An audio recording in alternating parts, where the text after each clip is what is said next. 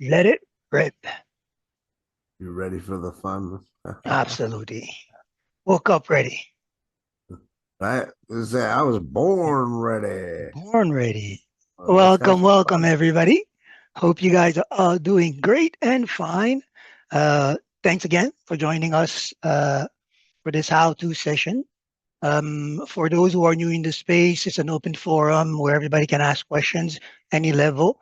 To keep it organized, we ask that you raise your hand so we can bring you forward and we can share in the knowledge gain. I have Robert assisting us. We have Robert assisting us in the chat. So if you don't want to ask your question openly, you can put it in the chat. He'll address it, and if need be, I'll bring it up for more conversation. Everything that we do is basically captured and offered back on a set of assets that I created using Nowsite. So it's a good way also of seeing what can be done with the tool for those who are new. I'll put those links in the chat right away. I haven't yet put forward the one from yesterday for those who were here with me. I will be doing it most likely by the end of the day. I was going back over the conversation and felt maybe the need to fine tune the document before rolling it out so that it could better be absorbed. So I focused a little bit on that. Before we go back where we started or we continue, whatever the case, we'll start with the open sessions of questions. If you guys have any questions you want to bring forward for me to answer before I elaborate on anything else we need to or would be interested in going over. Hey, yes, Virgil. Hello, I Martha. took hi.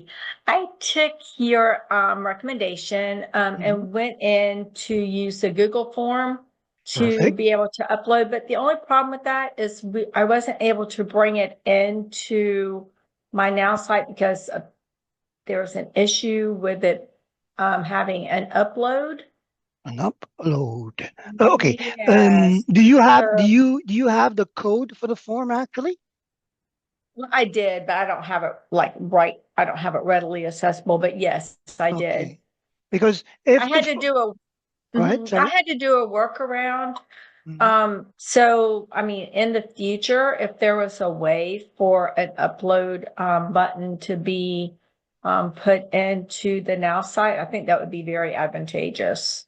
Definitely will put that into the recommendations for sure. But I'm still curious because you did mention something very great. First, the Google form, and this is something that was left in the conversation in the air last time that was brought in, the use of Google form and the ability whether or not it could allow for upload. So the form that you used did allow for the client to upload directly to Google, most likely to your drive, I assume, right?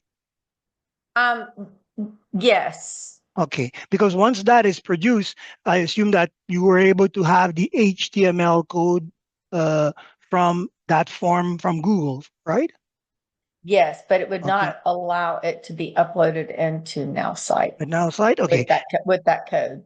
okay. The I would okay. The one thing that I would want, if it's possible, because then I want to look at the specific error message and see what exactly could be done with the code.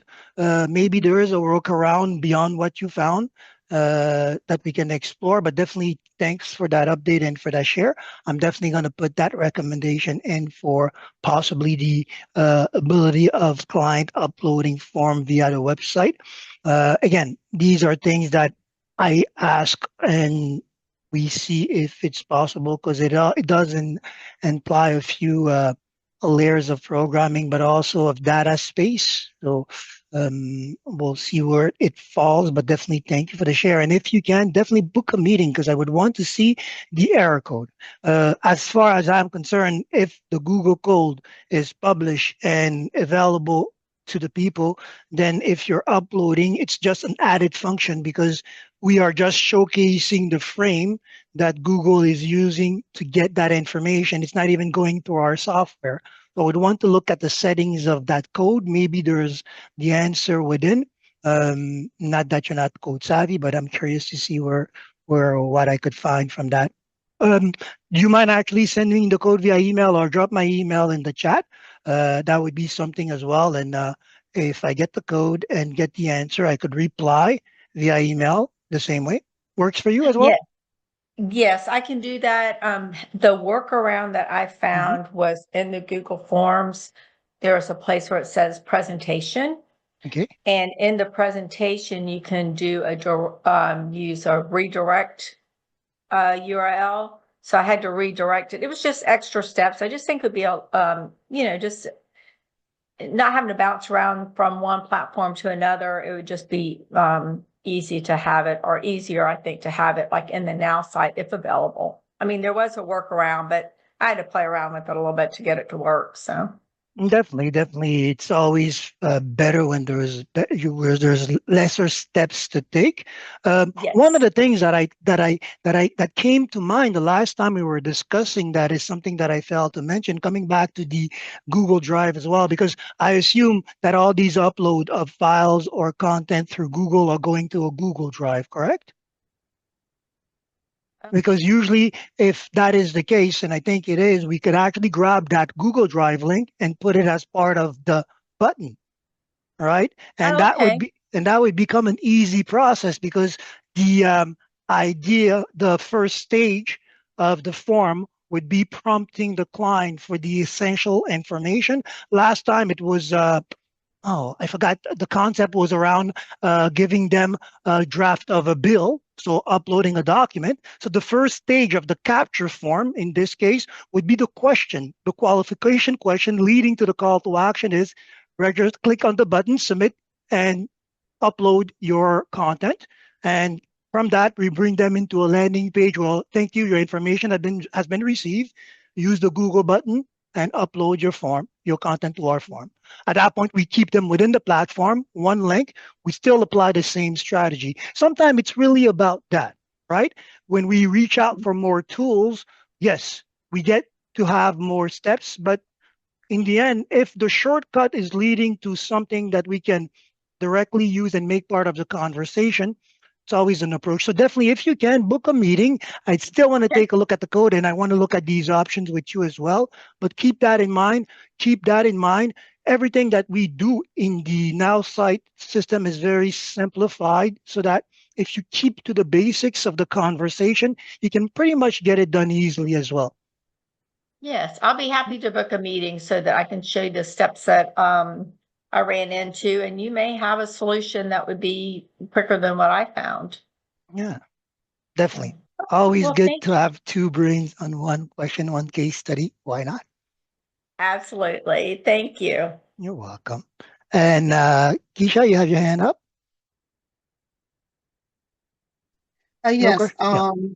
Real quick question for Martha. Are you using the file uploads section of Google Forms? It in the forms, there is a place where you can, when you're doing your sections, Mm-hmm. where it gives you the option to let that section be for an upload. So yes. Yes. So once you do that, when you go to responses, where do you have that data going? Because if you click on the top by responses, you have the option to like create a Google Drive where it will keep the information, or um, to an Excel, to Google Sheets. So it's in there. So once you have Well, the embed code for the Google Doc and you created that correctly, you shouldn't have another problem. well, I did. I went in and I copied the embed code to try Mm-hmm. to go into Nowsite to embed it, and it wouldn't work. Um, and I'm doing this from memory, so I apologize. When you go to Google's embed code, it normally gives you a couple of options. Are you picking up the one that starts with HTTPS? Yes. Okay. Then yes, I'm with Virgil. I want to see the code. I want to see the error that you're getting.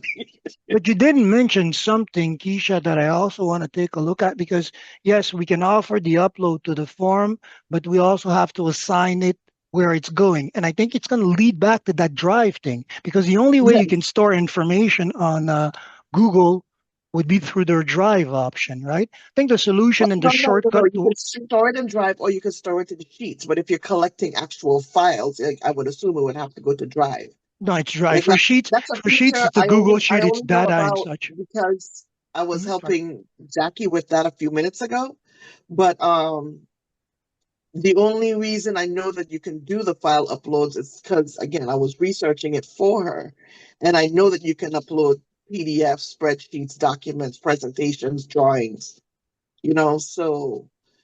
But I I got it. also know that under the responses section, you have to give it a location to store that data. Okay. Definitely. That is Okay. everything that I want to hear more about. Keisha, you and me meeting. Definitely. You're downloading stuff. I want information too. It's a fair trade. You and me meeting too. Definitely. There's always a solution. I think it comes down to that. It's a matter of Drop your one. link. I'll set it now. Yeah, oh yeah, I'm gonna do. Oh, I'm gonna send it to you via email there. So coming back to what I said, very important. There's always a way, a solution. The one thing is try to keep it as much as possible simple for the end user and for yourself, and always consider the end result, because it's the end result that we want to go to, that sometimes we have to keep in perspective. How many steps do we really need to take to go to that end result? If it's a link that we end up having to assign to the Google form for it to have a location, then that link can be used through the Nowsite interface. How can we integrate it in our approach, in our conversation? So definitely good food for thought. Thank you for the share, both. That was enlightening, and I actually am curious to see the rest. Anything else? Anybody else before we go into the next phase? Any questions? Any share comments? Okay, so I guess more will come as we proceed. Yesterday, for those who weren't here, we basically covered the conversation around the concept of segmentation and how it applies within Nowsite, how it echoes across different part of the tool that we're using. I'm going to do a quick recap starting from the end. So that way we can also segue into one of the points that were important that we left on. Robert touched on it, the content, the structure of each email, right? Because what we're discussing here in the end is the best strategy to get the right engagement depending on where we are in the segment, right? General understanding that we left off with is that ideally in the now site environment and overall to simplify the way we work, we want to consider having three type of list in accord to the different stage of interaction that we will be going through with each prospects. The acquisition list, where we will put the general uh, pool of prospect that we're considering, that we are engaging with, to get them to opt in into a first stage conversion. And that basically will bring about the strategy that will lead them to the second list, the conversion list, where we're actively engaging with these new clients that have opt-in and bring them to the onboarding phase through exchanges. And in the end, these prospect, these clients, these newfound customers will be migrated to a retention list where we basically have a long-term engagement process, which is also meant to reverse the polarity in the conversation. In the retention phase, we are giving enough technically of information and supporting advice to the clientele through conversation to have them request when needed further interaction, further content. We put them in the engagement side of the relationship. As a general now site embedded rule, and I don't want to call it a limitation because it has its value as we came to understand it throughout the process. As a general rule within Nowsite, we operate with the value of 500. The acquisition lists are meant eventually to grow beyond the amount of 500, as we will be accumulating people in those lists over time until they react one way or another, unsubscribing to the conversation or opting into that first stage of conversation or conversion. The conversion list technically will be generally in the range of 500 under. Why? Because it's that period where we're dynamically exchanging with the client, getting them onboarded, and the onboarding phase technically doesn't span forever. It spans for a certain amount of time, and then they go into a retention cycle where they're following basically a long-term process. Of course, these strategy will impact the email sequence as well. Since these are built-in rule, they have an impact on the actual email rollout. Okay. And speaking of the rule, coming back to that conversation, the one thing to understand is that when we are using our list, when they are at 500 and under, as we generally all understand, when we're rolling out an email campaign, the sequence that we have set forward in terms of days will be met. Since the limitation that we are set in or that are set in or imposed upon us are 500 on a daily basis for a total amount of 15,000 weekly per email connected, per email synced. Of course, we are subject by default to the provider's rule. So if you have an email that is from a provider that allows you for more volume, these will be shifted in your favor. But generally, these amounts are what you want to consider working with because it allows you to monitor the work a lot easier, right? Coming back to these email sequence and the rule that we are discussing, whenever you have a sequence of email that is assigned to a list, you have to consider the volume of contact in the list versus the numbers of email in the sequence. Why? Because that will impact the rollout. Coming back again to that conversation, when the list is under 500, the rollout works as we see, as we have put it forward. When the list is over 500, then what the AI will start doing, since it is bound by these daily limits of 500, it will cover your list segment by segment, meaning 500 at a time in this case. The term segmentation can be used all over the place. It has to do with breaking apart or slicing apart a bigger whole. So your list basically, in an example where it has 2,000 list or 2,000 contact in that list, when the AI looks at the list, it will take that overall number divided by or the understanding that you should have to plan out your email or understand the rollout of that set campaign for a list that is over 500 is that the AI will take that number. Well, you will take that number divided by 500 and understand that that will be the numbers of days that the AI will need or that you will need to factor in the rollout between each one of these emails.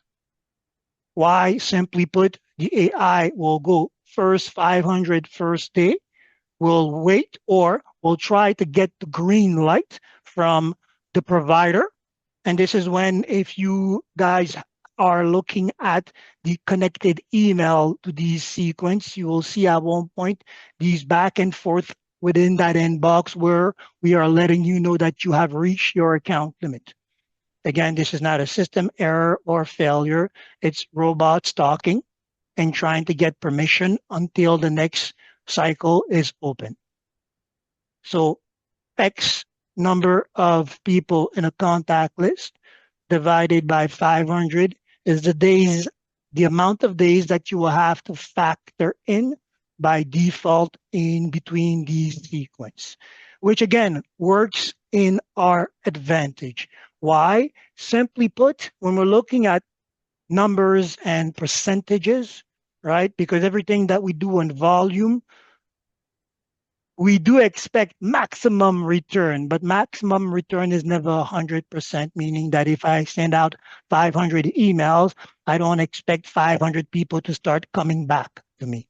This is what I would want, or this is what I would expect to happen in a retention list. Why? We're actively engaging them and they have actively engaged us. So if they receive an email call to action, then we expect a very high rate of response at that stage. But here we're talking about the initial rollout or the acquisition phases. And technically 15% is what we generally expect as a maximum return for a cold email campaign. And these will shrivel down, thus the idea of drip campaign. The first percentage, which is 1,500 for 15,000 emails sent out monthly, will drip down to 2,250 people that will potentially open this email. And that 2,250 people will be slapped again on a 15% probability of these people actually opting in, meaning clicking on something and going to another phase of offering. Thus, the idea also coming back to what we came in discussing, the idea of limiting the amount of steps for the attended audience that we want to engage. The easier it is for them to do it, the easier it is for us to track, and the easier it is to get results out of that. Okay, and this is an idea or something to keep in mind when you're trying to scale your approach, right? Talking about scaling, we discussed the ideal length of the sequence, depending on where we are. Focusing on what matters the first, I think, the conversion, the acquisition, since the conversion will sometimes or will most of the time be subject to our own onboarding process or the onboarding process of the opportunity that we're tied to.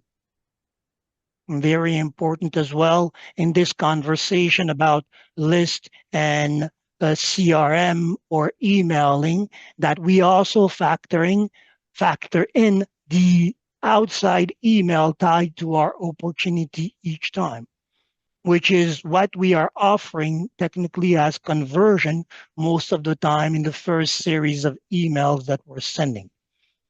The call to action, the content, which we will come back and try to elaborate for the next part. How do we structure that?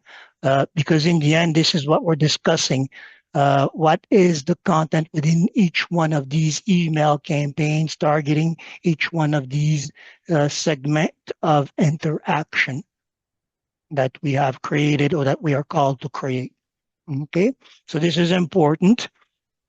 Scale your conversation in a sense that at least at the beginning, you want to be agile enough to be able to go through a certain amount of cycles of repetition for a same campaign. Why? The first time that we're going to run it, we're going to get results that we're going to look at, and we're going to come back and address for each one of these emails. Right? I recommend 5. I am offering 5. Yesterday, Robert put forward the concept of going beyond, which is true. But when you reach that stage, it means that cycles of optimization and reviews after cycles, you have created the maximum impactful email conversation each time for each one of these sequence. So now you can actually map out the journey of your prospect, understanding or trying to predict actually which email in the sequence will get them to opt in to the next stage.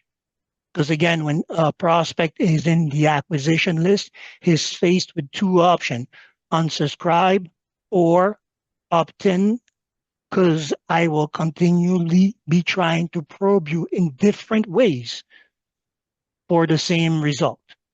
So again, the idea of having an email that is short allows you to reshape the conversation, not just in strategy, but also in content, in presentation, in full each time. Let's think about the customer impact. If I receive the same email over and over and over, at one point I will unsubscribe. There's no novelty, there's no impact, there's no value, right? So keeping that first sequence short has a lot of value. Also, in terms of what we're discussing, our acquisition list will grow over time to well beyond the range of the thousands. So we'll have to factor in each time these X time 500 amount of days in between, right? So the bigger the list, the longer the email sequence, the longer the turnaround, right? So at the beginning, keep that in mind. If you are segmenting your acquisition list, keep in mind, okay, how many people tops I want to put in that to run this campaign a number of times before I add more or shift gears, right? When you're trying to find your flow before you get to that steady ironclad email sequence that you can even offer directly as a roadmap to success to anybody that you're onboarding. You want to go through these testing phases yourself. Okay, so very important in that matter to factor that in. And all that converse. What? Good afternoon. How may I help you? Oh, somebody left their microphone on. Not sure who it is. Got It's you. okay. I got you. Perfect. So the all that concept was really something that you want to keep in mind when you are approaching this space, when you're approaching the conversation around your list, when you are talking about your process. Question?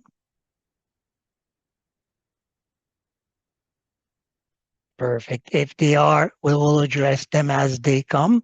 One of the things that I think it's important for us to now dive into, since we're looking at email and we're talking about the impact of conversation, is actually how we structure these messages, right?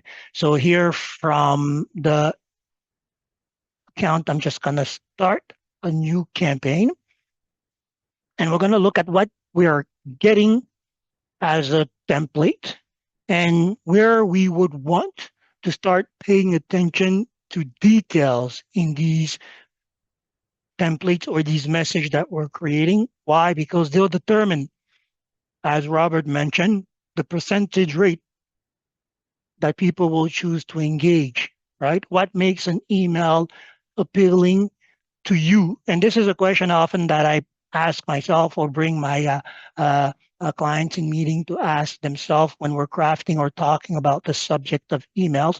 Bring back the conversation to you. Ideally, or as it is, general rule, we target people in our likeness. So it would be natural to think that they would react the same way if we received conversation, we would react the same way as they would to that content, right? So it's always important to put that in perspective, right? And beyond that, if you're going outside your niche or going outside the persona that you are, then to start looking at these personality analysis that you're getting to understand also the profile customer that you have with in front of you, right? Some might need more guidance. Some might need more detail. Some might need less conversation. Some others will only react, for example, to video content.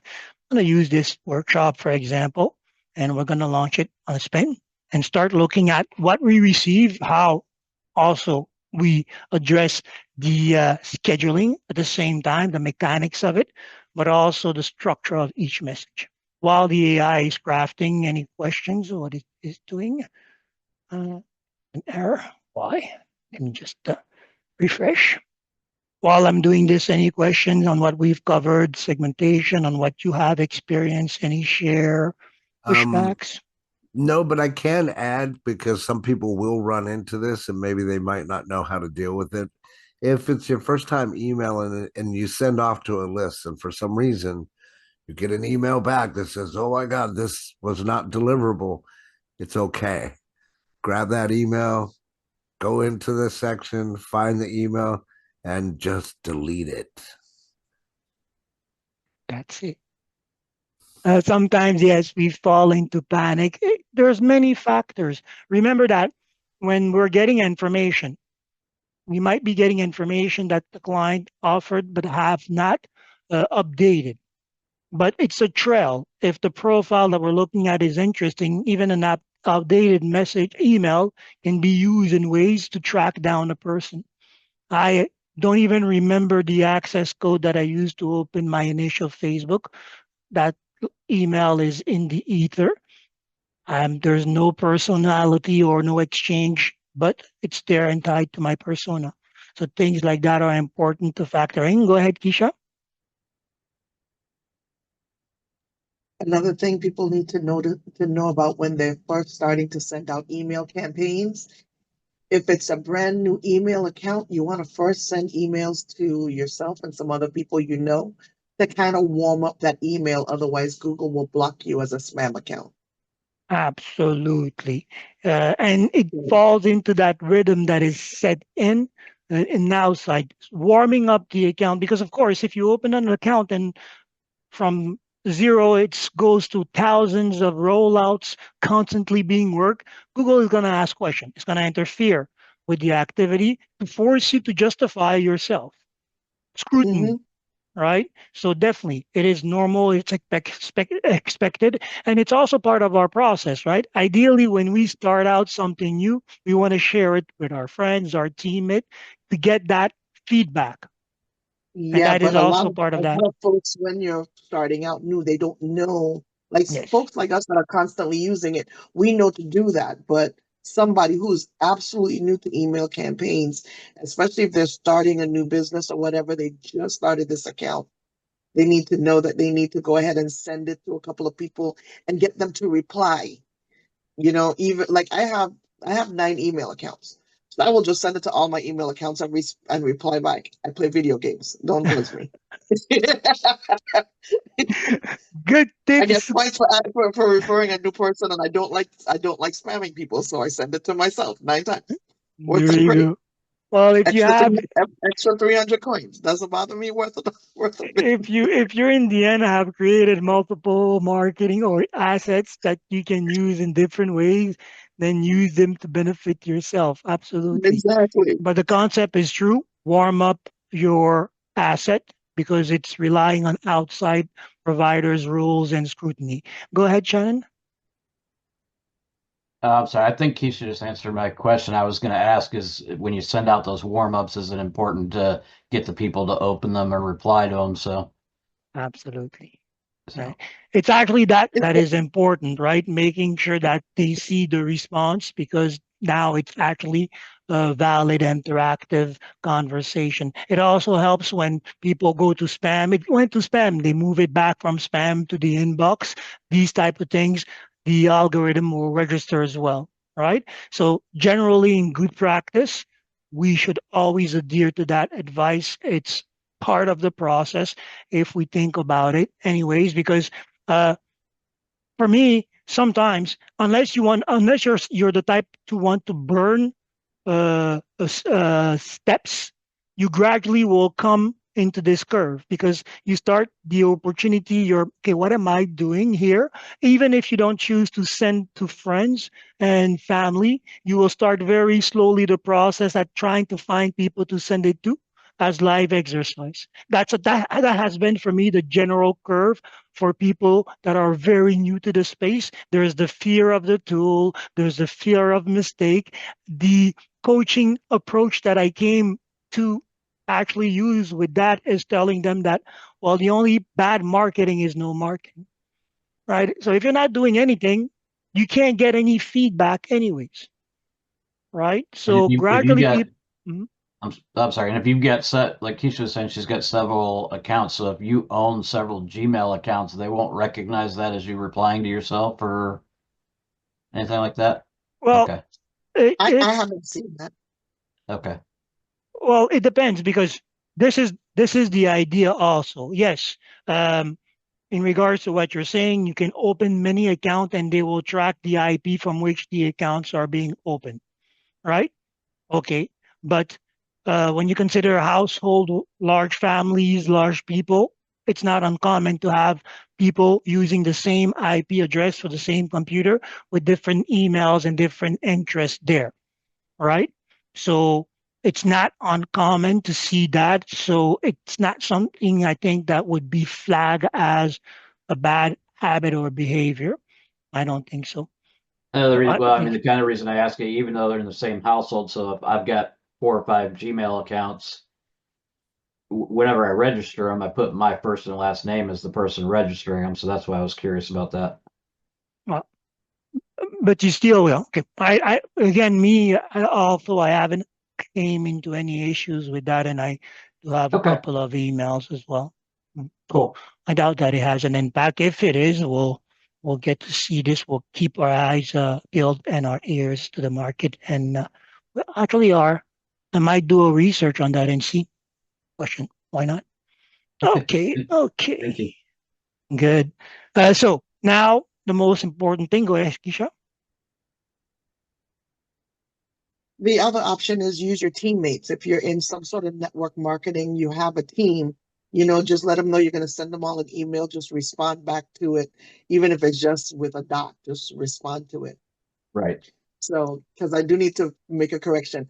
I have 9 email accounts, but I also use a variation of my name on each one.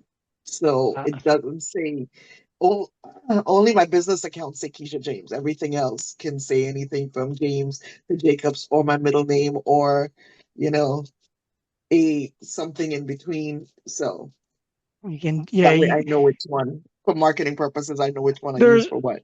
there's one thing, anyways, that I notice coming back to that is they're getting a lot more tighter on their security process because now when you're trying to, at least this is one of the things that I run into. I'm not sure if anybody has ran into that issue creating a new Gmail account. At one point, they will ask you to assign a telephone number to that account, and that telephone number has a limited amount of Gmail account that it can create.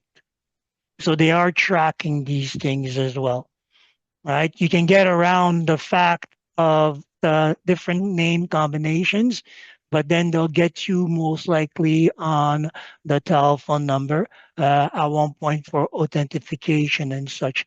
Anyways, the idea is that you want to start with one email, and if need be, by the time you reach full momentum on what we are discussing, because remember, all these email conversation have to do with a volume that we reach for, strive for, that we should come to when we're ready to handle, right? So let's start with one email, run that, and then when we gradually come to these tiers of conversation, naturally, we'll have already embedded knowledge and workarounds for that level up.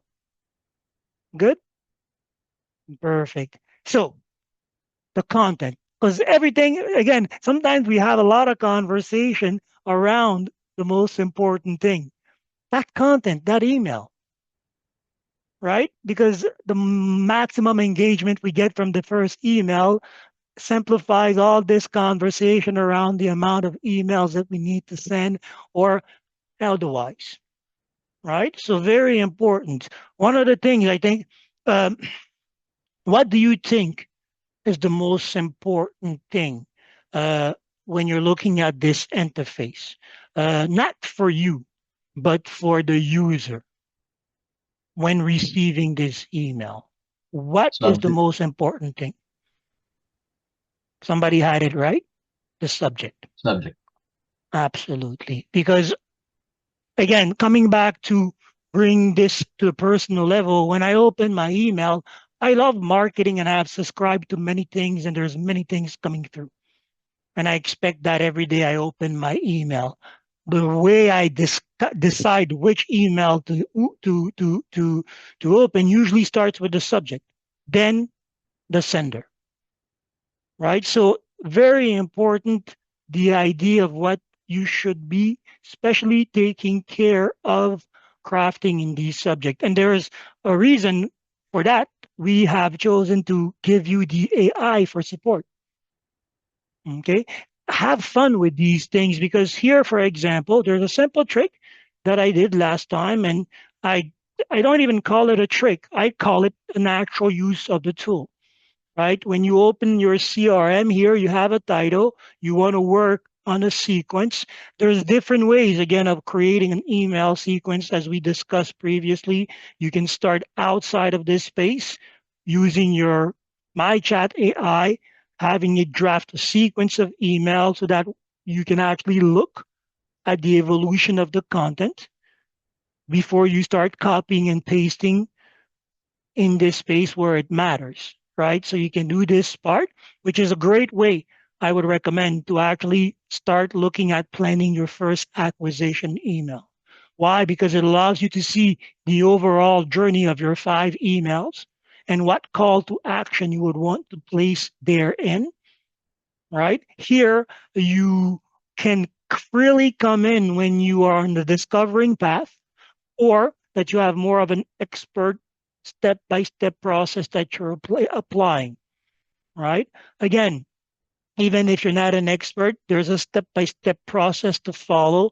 Our emails are following, again, our sales flow, building rapport, presenting, following up, booking a meeting, closing the sale, creating the urgency or the relationship, the ongoing relationship, right? And already these objectives should, in your mind, start to line up with specific call to actions, right? If the idea or the objective in this text right now is to book a meeting, then I know what call to action I'm putting forward there. My calendar, my Zoom link, or whatnot, right? So I know that, for example, in my 5 email sequence, the fourth will be heavily talking about that subject, right? So even if you're not an expert, if you're following our sales flow, you're on point. Build the rapport is what I'm looking for. The tone of the conversation is so important in an email. When you're reading conversation, you are in your head with this email. It speaks even more directly to your mind and your heart, right? So the tone of the conversation should always be considered. And for me, for example, life is full of colors, so I usually will try to mix my tone. Why? It's the reflection of my personality. You can see I'm a little agitated, not out of line, intense, excited, and such, right? So I'll mix my conversation. Why not? Right? The language is up to the ear of the audience that you're targeting. And already here, you can start putting in your tags, right? If we're looking at building a personal relationship, then these are tools that we're going to start taking in account when we sign our emails. Transparency, clarity, trust, right? Especially at connection, it's important to factor those in, right? So here, back to the conversation around using the tool for all these points that we're trying to create, or these content that we're trying to draft for the subject line. Here, I'll say, give me 5 versions of this subject line. And in this space, everybody is a great writer. I don't even need to worry about my spelling, about mistakes. All I need to worry about is our intention and clarity in what I'm trying to tell or get the AI to do. All right. So these are options that you have. These are tools that is here. And this is the importance of a simple step like that, the impact of the subject line. Right? So always keep that in mind. Pay special attention to the subject line. Again, when in doubt, make sure that it lines up with the objective, the overall objective of the conversation. Right? Here, elevate your marketing with the Nowsite tool, unlock brand potential, transform your digital strategy, discover the future. Let me increase this and from what you see in the screen, drop a number to see where the scoring goes. Who sees one of these as the first ideal line for a subject, targeting somebody that has an interest in marketing, trying to invite them into this space? I want to see where your minds are. Is it 1? Is it 2? Is it 3? Robert, from what you're seeing in the chat, where is the poll taking us? I see 2. I responded 2. I haven't seen anybody chat there. Yeah. So unlock your brand Got a 4 potential from with Lori. expert, or discover the future of marketing with Nowsite AI. I think you could go even deeper than that, obviously. Absolutely. My choice would actually be the 5th one, because it's not about the tool. It's not about me. It's about the client. Boost your growth, right? Interest, intention, call to action. That is going to be our next song. It falls in line with everything that we're doing. Acquisition, conversion, retention. It falls in line with the what, the who, the how. They're all sister terms. The interest is what gets the acquisition going. I see this, I'm interested. Boost your growth. We're talking about me. We're talking about my business. We're talking about a sensitive subject, my dime. All right. So right there, you have me at hello. Who are you? Well, what tools? Cutting edge tools, right? So keep that in mind. What is the conversation? This is one part of the exercise where you really want to change seats. Put yourself in the audience seats. What would they want to hear? Since you know your product, you know the part of it that would solicitate their interest. All right. So keep that in mind. If I open this, boost your growth with Nowsite cutting edge tool in the title, unlock your digital marketing potential, it's in line with what we are about to discover. Okay. So keep that in mind. That's a simple format. And this applies for everything that you're doing, whether it's in the email conversation or on a marketing asset or on a post. Interest, intention, call to action. Interest is targeting is around the what. The intention are driven towards the who, and the call to actions are the how. Interest, intention, call to action. What, who, how. Acquisition, conversion, retention. Sometimes people are a little bit taken by the fact that I can respond quickly to a certain amount of question through active listening. Well, it's based on this equation. I'm constantly looking at these factors. What are we talking about? Who are we talking to? How is this being put forward? What are the acquisition channels? Or what is the acquisition target? Or how are we converting? What is the retention process? How are we getting people interested? Right? What are the intentions that are put forward? And how are people clearly being pushed for action? It happens very fast. It's the algorithm. But once you keep that in mind, right, it's a little bit like reading the code of the matrix. You crack the algorithm. This is how it works. This is how you work. Basically, this is how we work.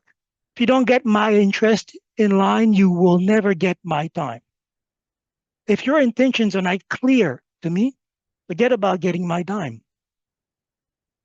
And if you want to get me to get something done, then you really have to push my right buttons.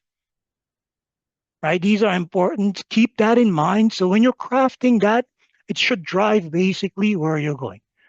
For the rest, very simple tools to craft the content.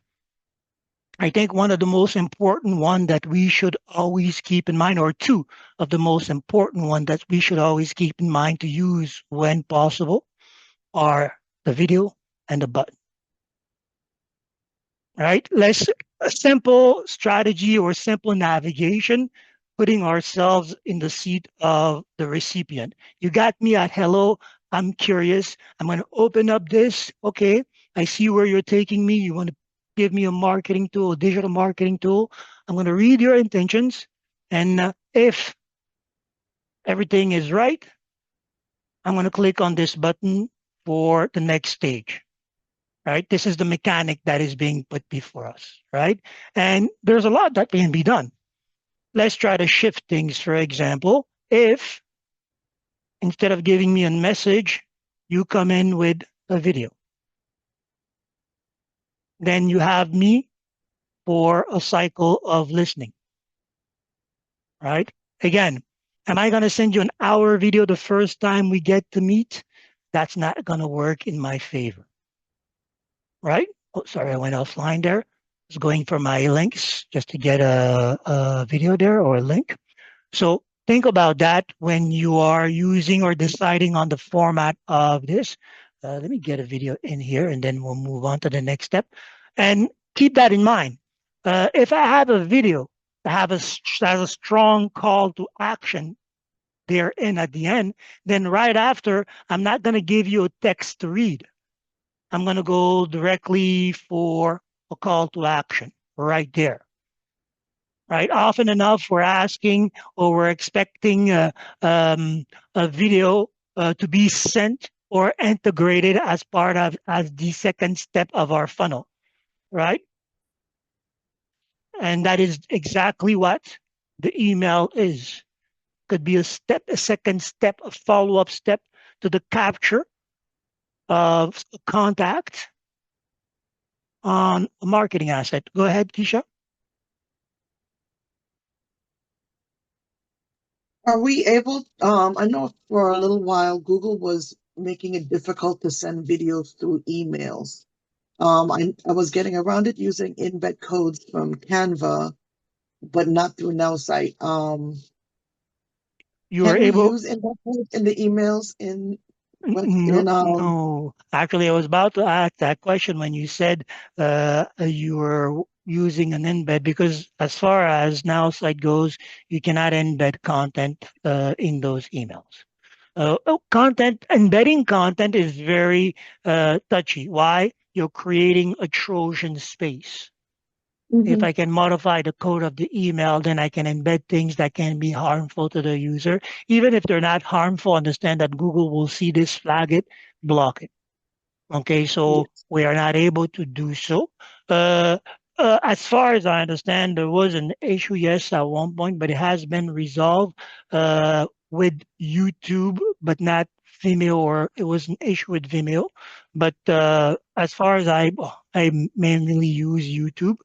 Give it a try if you're having an issue with Vimeo. Well, actually, I think we'll be able to test it out since I do have some Vimeo emails. I'm going to send that myself and see if it comes through. Why not? But the importance again of considering the structure of your email is now before you, right? Starting with the conversation at the gate, the subject line, and understanding, okay, what can I do with the content within to keep driving these three things in: the interest, the intentions, and the call to actions. Clear for everybody? Okay, so once you have, and one of the things again that came to pass in our conversation about choices, right? When we're building an email campaign, just like when we're creating a marketing asset, a website, the idea of buttons, giving them things to click, action, call to action is right there, right? So keep in mind that you're monitoring your call to action. So if I have one email sending you in too many directions, first, it's too many choices for the client, so not a clear path to follow, less impulse to the interest that is created, right? That's one thing. And it's more work for you to track what email is converting and when, right? Mainly each email should have, again, the two main goals of any marketing asset, right? Connection. So if I already have your email and I'm sending you conversation, you may have want to talk about it. There has to be a clear line back to me. Hence your digital card, and in having that digital card as part of every one of your email is a great way of using that marketing asset for that connection. And then the conversion, the asset, the list, the offer that I want you to opt in, at least as a first stage, to get you out of this acquisition list into the conversion list, right? So these call to actions within those emails, after emails in our sequence over time, are quantified with purpose, right? I When I'm sending that email and it takes 4 days to roll out to my 2000 list, then if I know that that first email is offering one of two choices, book a meeting to get more value from what you just saw, and let's build trust through that connection. Or if you like what you saw, why wait? Opt in. And I will meet you for the next round. Obviously, conversion again, that's time and space in the process. We're very agile with the client's time, engagement, connection. It's the sweet time. It's the onboarding time. It's important why we're setting them up for the retention, because once the onboarding cycle is complete, we will either manually or have them when you're ready, when you have cleared the first level onboarding and you're ready for more, this is where you go. And then I can track the prospect journey across my 3 list and understanding the conversation that is going through, the call to action, the overall prospect journey. Make sense? Perfect, perfect. I am working on finalizing the presentation. Also, I'm going to building a course covering general conversation around this notion of segmentation, how it applies across different things that we're doing on Nowsite. And for everybody, new users and expert leaders, I'm trying to craft this exercise that adheres to both conversation path and that will allow you to optimize or at least make sure that you're starting the right way every time you're considering an email campaign. And that also forces you to line every other one of your ducks, your marketing assets, your client list, your prospect journey, your overall arching plan. Gives you clarity. Make sense? Perfect, perfect. The content most likely will be available for everybody in their respectful time zone by tomorrow. I'm just going to finalize the last bits and pieces of it, make sure that I spell check myself properly, and that I'm not inviting terms that could lead to conversation or confusion within Nowsite. Go ahead, Shannon. Yeah, Virgil, the training and stuff you were just showing, how I see that the little tab that you went to with the microphone. Do I have to get added to like a certain team to find that, or what? Oh yeah. It's I'm gonna give you the link. It's our link for the team. Wait me a second here. I make the content available on the team and also on the Nowsite newsletter, and also it has references to the course library. So, but go to the team, make sure that you're there, and you'll see the menu will allow you to guide yourself through the how-to session recaps, the videos, the practical exercises, the courses, and such.